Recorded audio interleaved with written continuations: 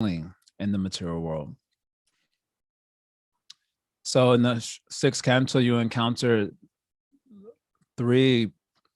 basically three or four narratives in which devotees who are struggling in this world are nourished by Bhagavan. The first three chapters deals with Ajamil, who's also considered as a devotee, and how he is nourished and protected by the Supreme Lord. And then you have 6 chapters dedicated to Indra, who also makes a mistake, but is also considered a devotee and nourished by the Supreme Lord. Then you have 8 chapters dedicated to Chitraketu, Vritrasura, who are also a devotee who got into a sticky situation, but was protected by the Supreme Lord.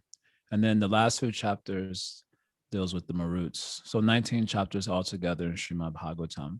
And the subject matter is primarily Poshanam. Of course, this Poshanam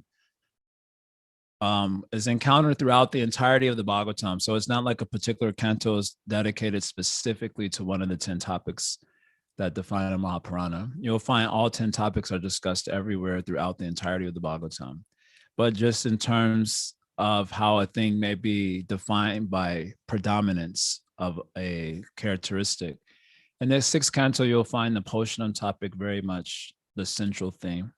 This is at least according to Sri Vishwanath's commentary also.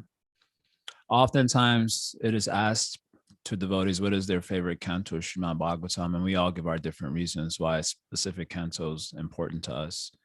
But for me, I always tend to say 6th canto. There's a few, but 6th canto is usually at the top of the list because that's kind of relatable. I'm something of a devotee who's in the midst of this world and struggling. And so it's very encouraging to hear how devotees struggle in this world and are still protected and nourished by the Supreme Lord, Poshana. So that's the major theme of the subject matter. So we're going to get into the first story where this Poshana theme is exhibited very beautifully. And that's the story of Ajamil here in this first canto. So at the end of the 5th canto, we didn't get to it and we'll come back to it. But the very last chapter of the 5th canto is a pretty elaborate description of the hellish region of the universe and the various types of hells and the sort of sins that one does that gets them sent to the various types of hell. So in the beginning of this first chapter, Parikshit Maharaj's heart is feeling compassion for that. Prabhupada makes reference to a statement and a verse glorifying Sanatana Goswami that a Vaishnava is paradukha dukhi, that he feels suffering when he sees others are suffering. The normal mentality of the conditioned soul, as identified by Thakur Bhaktivinoda in his Amara Jivan song, My Life, My Wicked Life, basically. He says that generally paradukha sukhi, when others are suffering, we feel happiness. We can't help ourselves even. But Vaishnava is like this, when others are suffering, then that Vaishnava feels suffering also, paradukha dukhi. So hearing about how the living entities suffer in hell, Parikshit Maharaj is moved to compassion. He wants to ask how the living entities can be saved from going toward hell. But before he asks that question, he wants to demonstrate, because already he's heard 5 cantos. So he wants to demonstrate that he's assimilated and understood the subject matters covered in the previous teachings by Shukadeva Goswami. And in that way, encourage him to move on and answer his question. I really appreciated this comment.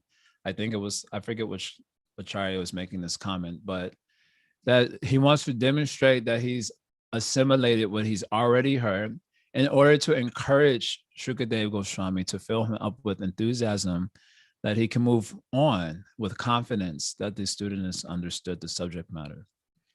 So that's just a nice thing to note as students of our teachers, that they need encouragement too. But the encouragement isn't like, you can do it, man. You the sort of encouragement that we give to equals when they're suffering from whatever their anarthas or whatever it is, and you like pat them on the back. And that encouragement, our superiors do not require that encouragement, because They are, inspired entities. But rather they're doing hard work to try to give enlightenment to the conditioned souls. And that's if they choose to do so. Many times they don't choose. But if they're functioning as Madhyam Bhagavata, as we were hearing from Madhurya Kadambini, then they're doing the hard work of distributing knowledge to the ignorant, childish people. And so we can encourage them also as a seva. How? By showing that we have received the teaching. We've understood it, we've received it, we're assimilating it like that. So I really appreciated that comment. So the first passage or the first chapter is verses 1-7. So if you'd like to mark the passages, the first passage, he wants to demonstrate his assimilation of topics previously described. And then he gets to his question in verse number 7, I believe. So let's look at this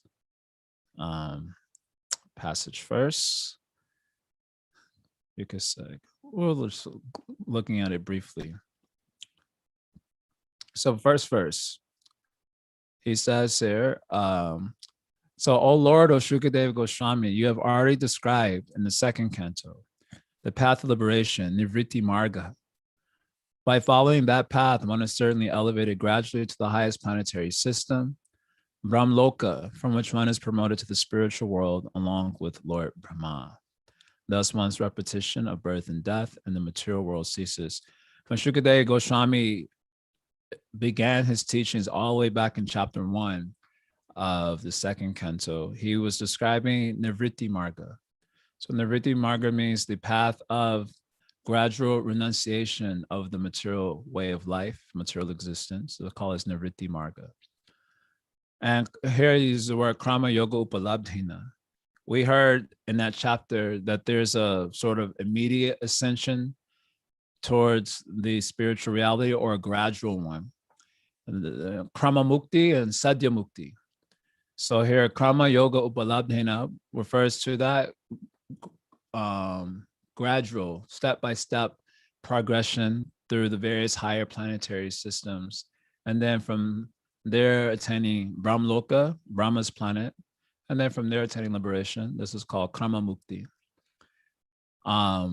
Some yogis, it appears that even though they are qualified in terms of awareness, they still have some curiosity and they can travel from planet to planet, see the sights before they get the liberation. This is called as Krama Mukti.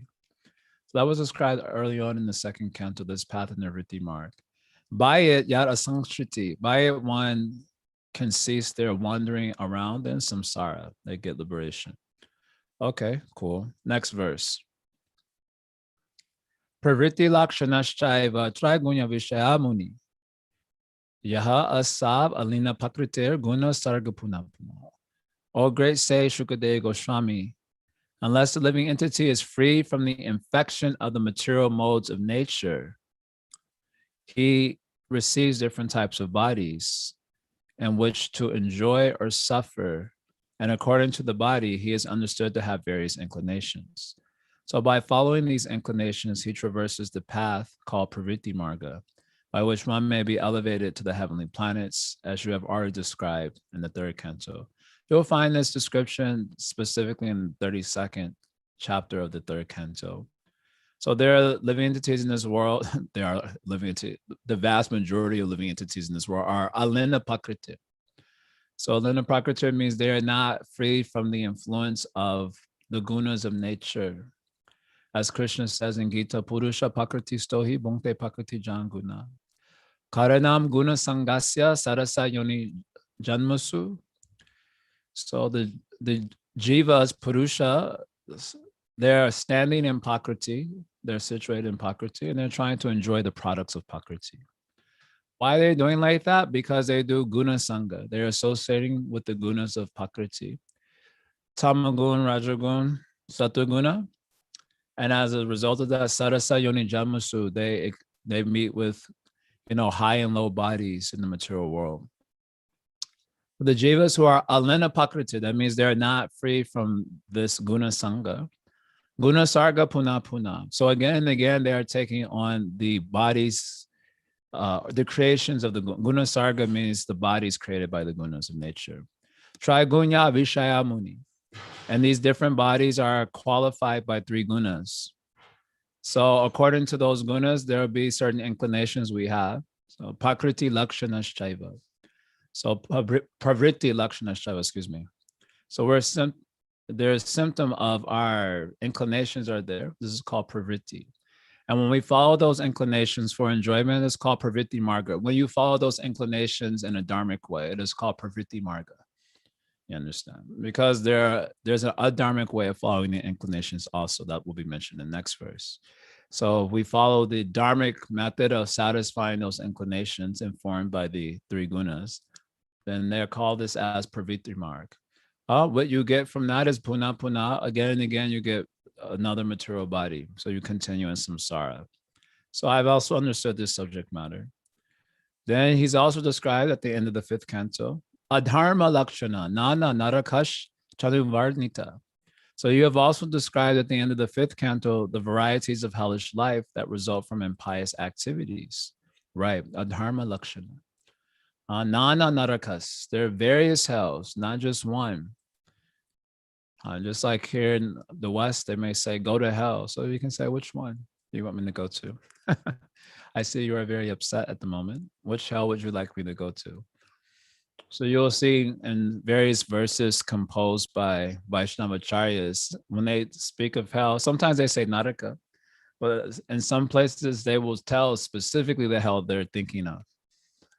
When they're saying, I'll suffer in hell, they say, I'll suffer in Kumbhipaka.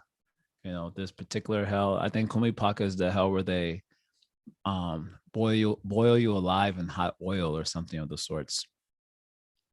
So I've heard the description of these various hells that people are sent to due to adharma lakshana. So dharma lakshana is the same as pravritti marg insofar as you're qualified by 3 gunas. So you have so many material inclinations for bhukti, but you try to satisfy those adharmically, not according to the boundaries and guidelines of Shastra that governs material life.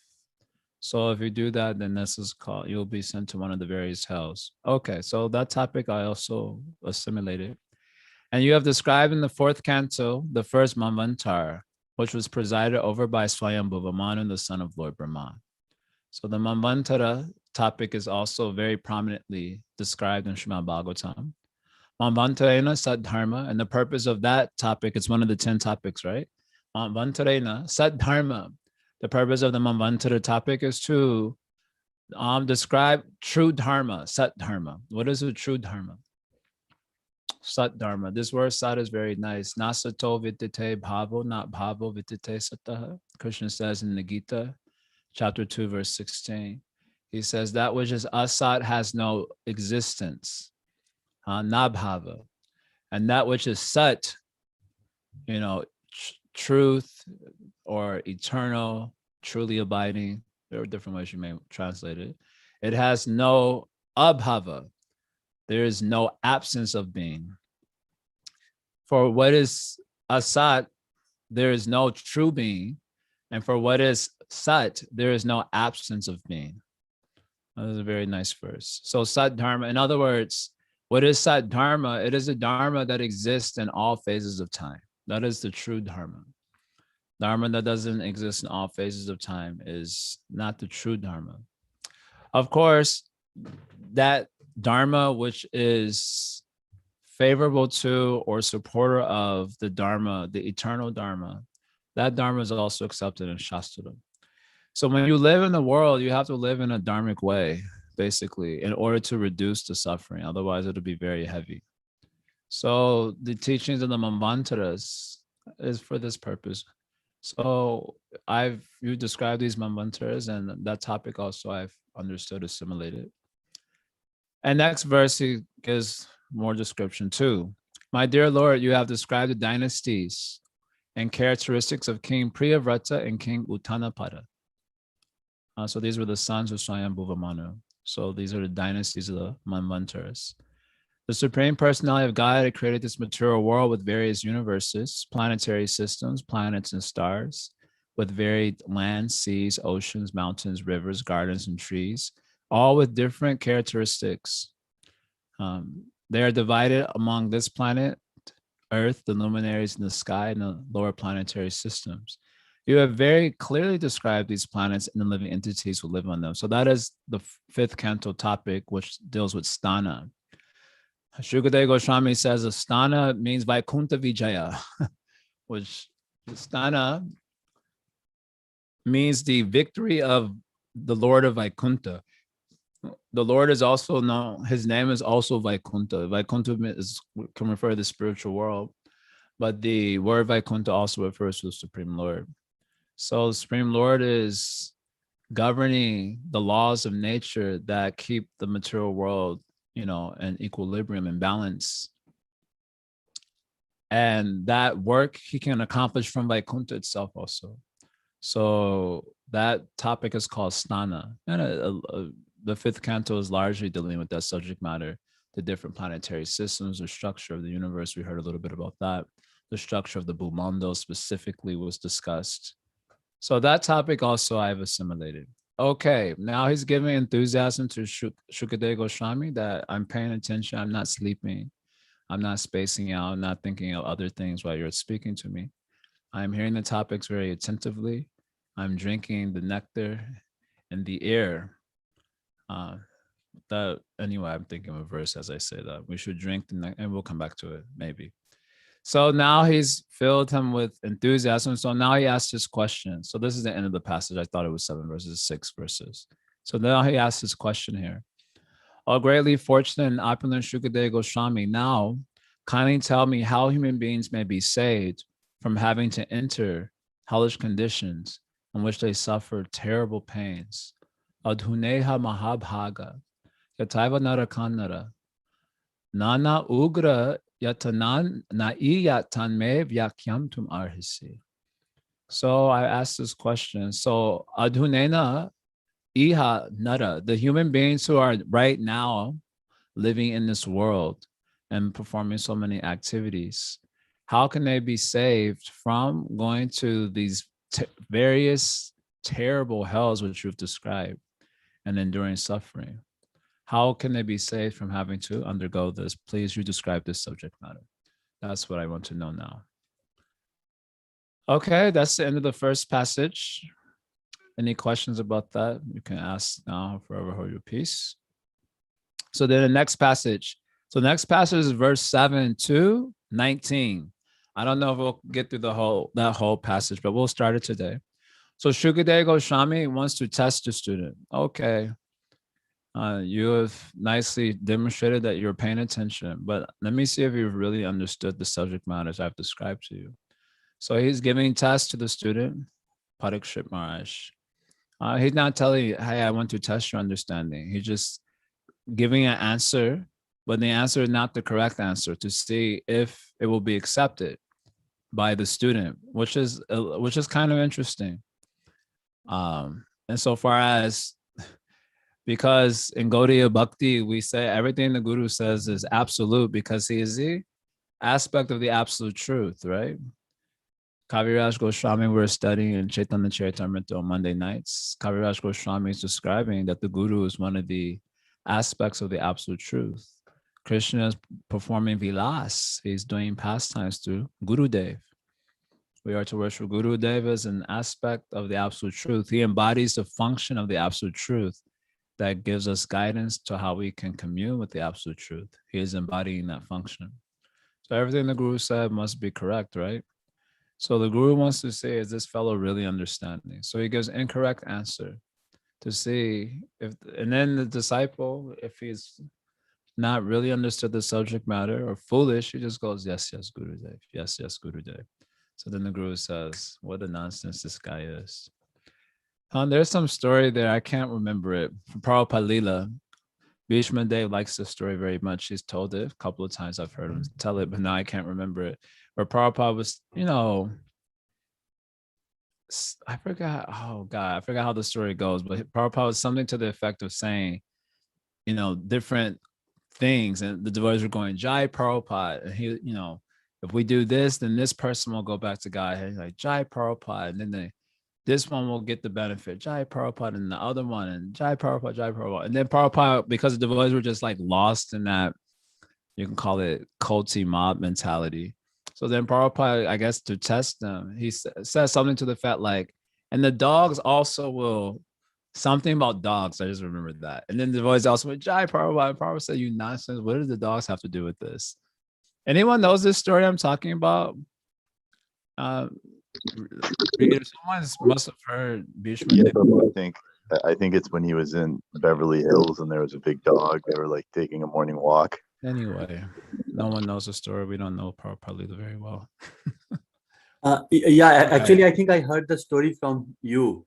Like you mentioned that once Prabhupada took a morning walk and then he saw a big house and then he said that, okay, one day we will have a big house for Krishna. And the devotees said, Jai Prabhupada. And then he saw a car and he said, one day we will have a big car for Krishna. And then the devotee said, Jai Prabhupada. And then he saw someone going with a dog and then he said, oh, one day we will have a big dog for Krishna. And the devotee said, Jai Prabhupada. Then Prabhupada said, okay, what is the use of dog for Krishna service? That's what I remember. Yeah. That's the story. Yes. So Prabhupada gave tests to, well, he didn't say I'm a tester. He just gave tests. So Shukadeva Goswami wants to give tests also to Parikshit Maharaj. So the question is, how can the living entities be saved from going to hell? That is the question. So Shukadeva Goswami will give answer in terms of karma marg, Gyan marg, and bhakti marg. 3 answers he will give. And he first gives answer in terms of karma marg. So this is verse 7 and 8. He's giving answer in terms of how the karmis think of the subject matter. If they were to answer this question, what answer they would give, he's giving an answer according to that. So this verse is here first. So my dear king, if before one's next death, whatever impious acts one has performed in this life with his mind, words, and body are not counteracted with proper atonement according to the description of the Manu Sanghita and other Dharma Shastras. So nachet ihai va pachitam yatang hasa kritastra kurya manu ukta pani bihi. So this verse is saying, if in this life one does not apachitam, one does not perform the prayashrita, or apachitam means atonement. So atonement means when you do some sin, there's some atonement should be there, right? So na apachitam means you don't do that atonement in this life. Atonement for what? Yata anghasa kritasya kuryamana uktapani bihi. The various sins that you perform with your mind, body, and words, which I think is interesting. Mana ukta, mind, ukta means the words, and pani bihi means the senses. It's interesting, sins perform with the mind. So I don't know exactly what that means or how that translates in terms of reactions. But anyway, those who do not perform the atonement before they give up this body, then he says, Dhruvam savai preta narakanu paiti.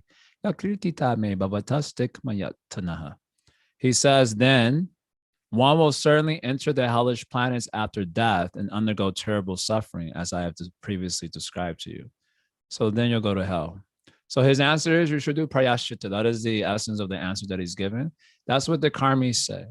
So if you do some sin, then you simply do some prayashrita. And every, karmi religion, so you like karma kanda of the Vedas is what we refer to as karmi religion. But even like the Middle Eastern traditions, they have their shastra which tells how you could do the atonement. So Prabhupada makes reference in one of these purports, how the Christians, they'll go and like Catholics specifically, they go and do what do they call it, as confessions. That's considered as the atonement, and then they don't get the reaction to the sin. So that's the idea. You perform some activity, some reaction is coming. So you don't want the reaction to come, so you do some atonement to stop the reaction. That's the idea here. Okay, so his answer, you should do atonement. Next verse. Therefore, before one's next death comes, as long as one's body is strong enough, one should quickly adopt the process of atonement according to Shastra. Tasma purai vashu iha papa nishkrito. So therefore, before you die, pura eva, before you leave the body, then quickly, so this word is ashu, quickly you should do atonement. to become papa nishkrito, to become free from the reactions. Yateta mrityur avipadya tatmana. One should endeavor with the body that is not afflicted with disease and old age. In other words, you should be quick for two reasons. If reason number one is that the body is strong and able to perform the atonement. If you wait and you become older and regret internally, oh, I did this thing, I did that thing, then you go to try to do atonement, but now you're too old, and the atonements that may be required of you, in Vedic culture specifically, you would not have the strength of body to do. The other reason it should be ashru quickly is because when you don't atone quickly, then it builds up the sinful reaction. If it is not immediately experienced, then it builds in gravity. So that when it comes time, when you finally get the reaction, it'll be very heavy because you waited to atone. So for these two reasons, one should quickly atone for the sin while the body is still strong enough to do the various atonements, and the reaction is not yet built up momentum. Just like sometimes you tell a lie, and the lie, it can cause damage. It's starting to be seen that it's causing damage. And you can just like nip it in the butt quickly before it causes more damage, but you don't say anything, and it just builds momentum until it gets exposed in a very nasty way, and so many lives are destroyed and so on. So one should very quickly do this. Then he says, Doshasha drishto guru lhagavanyata bhikshak chikitseta rujam nidhan navid. So one should do this according to Shastra. Otherwise, one's time will be lost and the reaction of his sins will increase, right? So as an expert physician diagnoses and treats a disease according to its gravity, one should undergo atonement according to the severity of one's sins. So this last line, Yata bhikshak chikitseta rujam nidhanavit.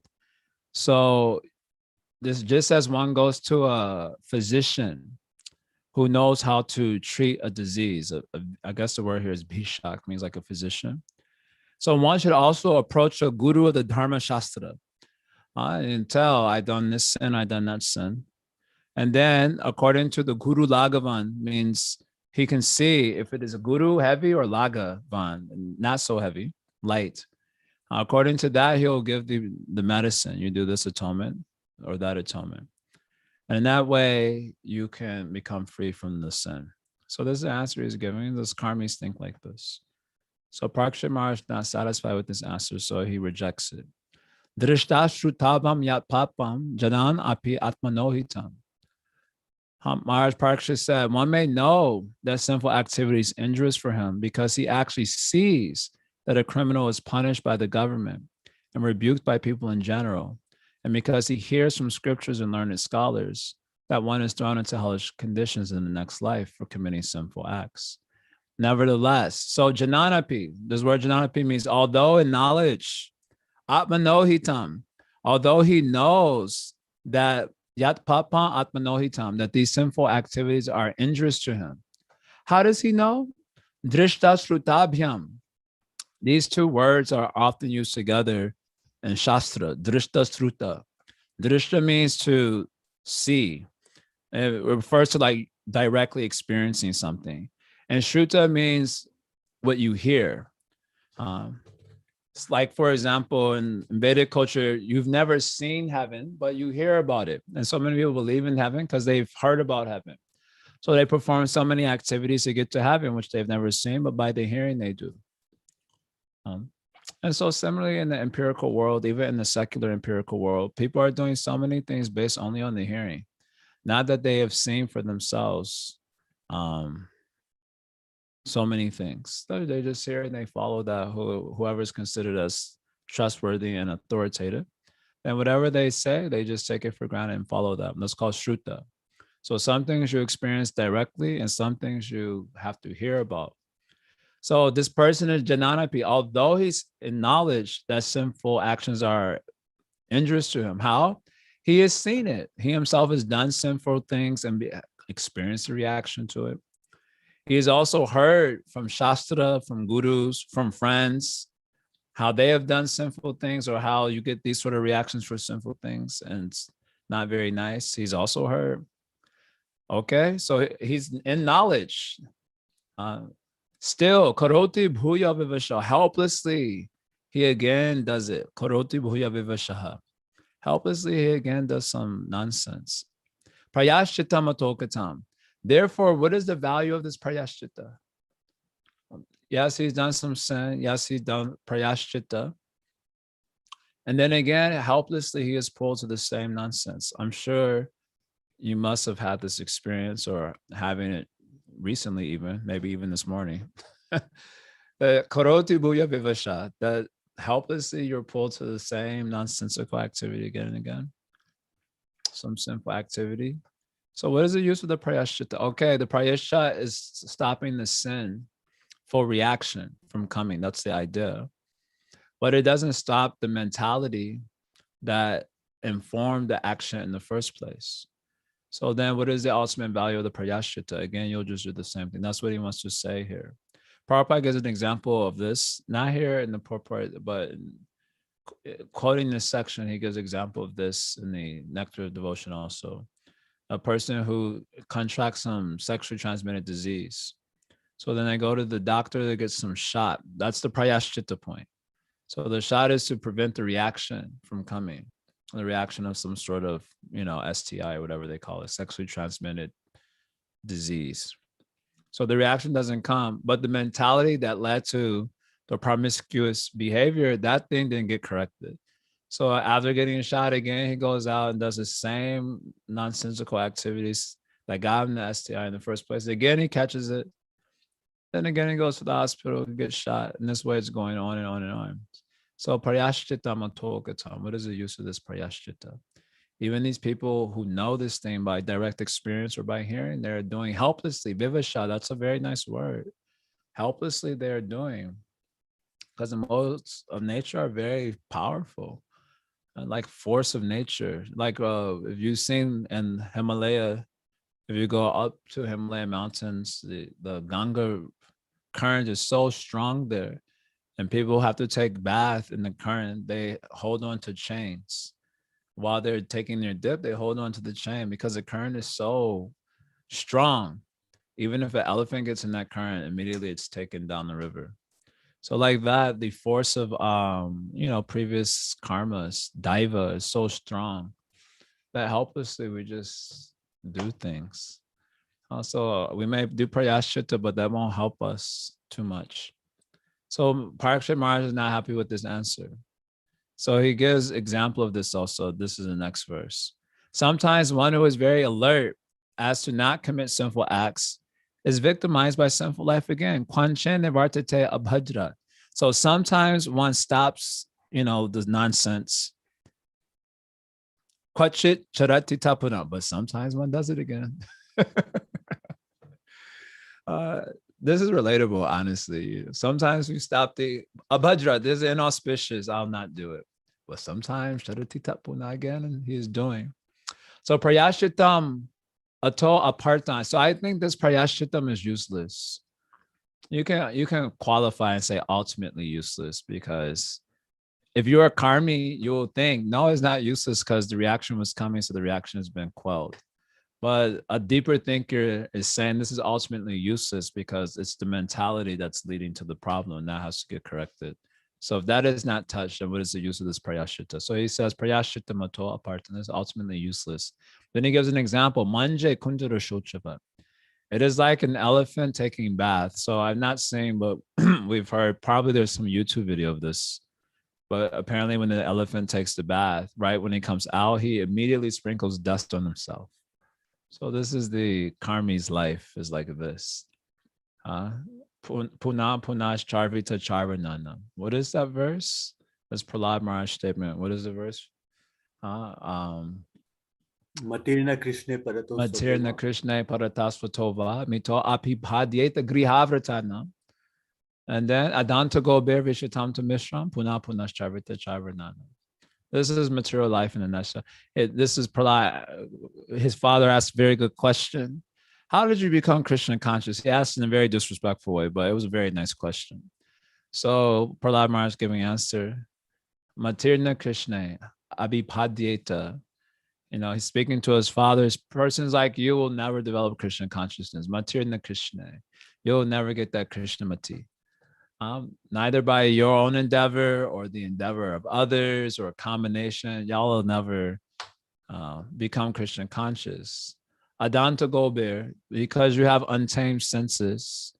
Adanta Go, we know about that life too. Adanta Go, the senses are not tamed, not refined. They're just like wild Mustang horses. So because of that, Vishatam to Mishran, gradually we're going toward hell. Puna Punash Charvata Charvananam, chewing that which has already been chewed. The ABC gum. I don't know if you remember this, and I don't know if they did this in India, in the West though. Whenever any any kid had bubble gum or any sort of gum in school, everyone immediately, can I get one? Can I get one? Can I get one? So being frustrated by this, sometimes the kids would be clever and say, I only have ABC gum. And you say, okay, I'll take that one then. And then they pull the piece out of their mouth and give it to you. And they say, already been chewed gum, ABC gum. So that is material life. Puna puna charvita charvanana. Same old sense gratification. We go on chewing it. Even it loses flavor. Just like when you chew the gum, I don't know the way they've manufactured it now, practically after 2 bites, all flavor is gone.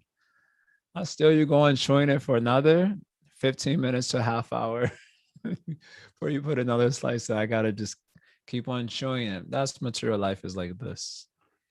And I've done some nonsense. I do the prayashchitta again, do the nonsense. And it just moves around in this sort of cycle on the useless life, samshriti. And this is how it moves. So Parikshit Maharaj not satisfied with this answer. He rejects it. So the spiritual master very happy. So now he will give answer according to Gyan Marg and Bhakti Marg.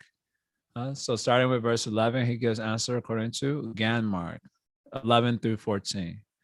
But let me pause here. It's already 9 o'clock. Some question is there, some comment. Shangopi says, 617 says, sins caused by body, mind, words. What are the sins caused by words and mind?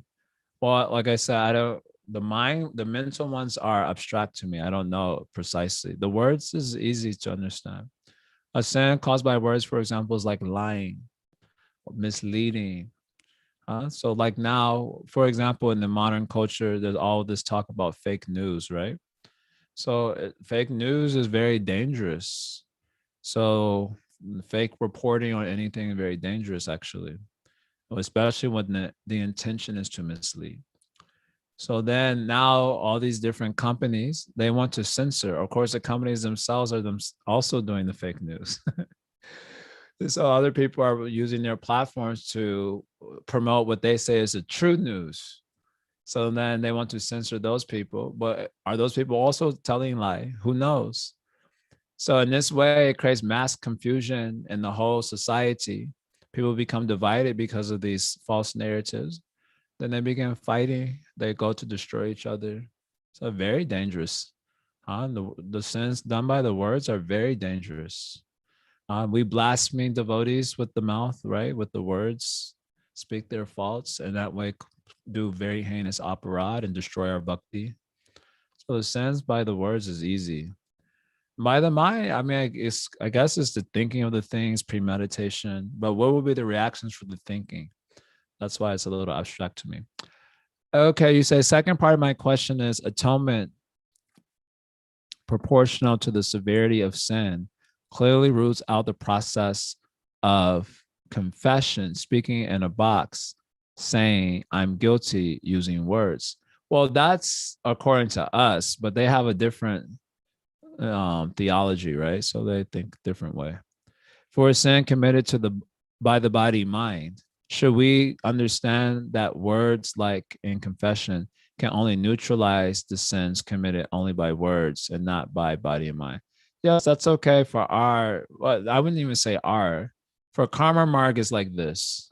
So karma marg is like this. You did this type of sin with this thing, so you do this type of atonement with this thing. But that example of the confession is just an example Prabhupada likes to go to. It's an example from Catholicism, but they have a different metaphysics. So they think of sin differently. They think of atonement for sin in a different way than karma marg. So for them, that may be sufficient. After all, they have theologies like, oh, you just believe in Jesus and it doesn't even matter what you're doing practically. That's another denomination of Christianity. They say like that. Also, privately now, no need for even atonement. You just believe in Jesus and go on sinning. There's no problem there. So that is a different theological paradigm. So how they think of it is different. For karma marg is like this, it's very clear. Because in karma marg, it's very clear what's dharma, what's adharma. So the transgressions are very clear, and the remedies to those transgressions are also very clear. Indian systems, they like that clarity and precision. So it's like a different thing. We cannot conflate the two. Agape says, weren't there reactions for sinful thoughts in previous yugas? I mean, yeah, we do hear that. Like we hear in the first canto, I think it's chapter 18. Yeah, at the beginning of chapter 18. That in the age of Kali, we are relieved from the sinful reactions that come from thought. Otherwise, we'd be finished. Can you imagine? Can you imagine if we were getting reactions for the simple things that we thought? We'd be done for. So we do hear something like that in the beginning of first canto also. So how those reactions came and what it looked like, I don't know. Like they're not like there's a lot of description of that per se. So it could only be thought about abstractly, how you think in a certain mind that brought a certain sort of reaction. I don't know exactly how that played itself out or plays itself out. I mean, you can try to give the practical understanding like, well, if you keep thinking about it, then it will eventually lead to action. And then from the action, that's okay also. But here it's saying there's sins that are just mental and there are reactions to those. So what that is like exactly, I don't know. We don't follow karma mark and have the cultural context of all these ideas.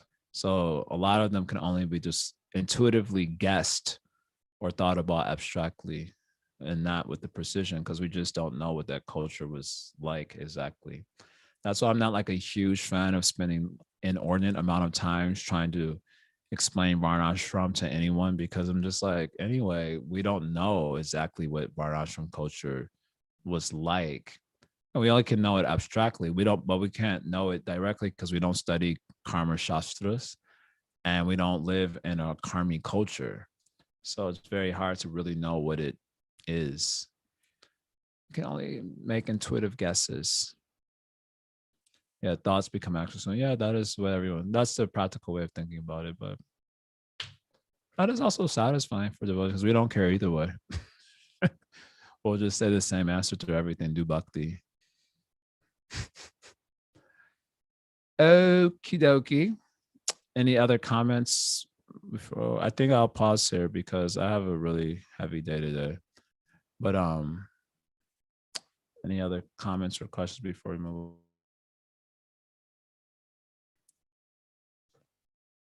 Okie dokie. So we'll continue tomorrow. Answer according to Gyan Marg and Bhakti Marg. Very nice section. Finish up the second passage from 6th canto. Hari Om Tat Sat. Thanks a lot. Srila Prabhupada ki joy. Joy ho, joy ho, joy ho.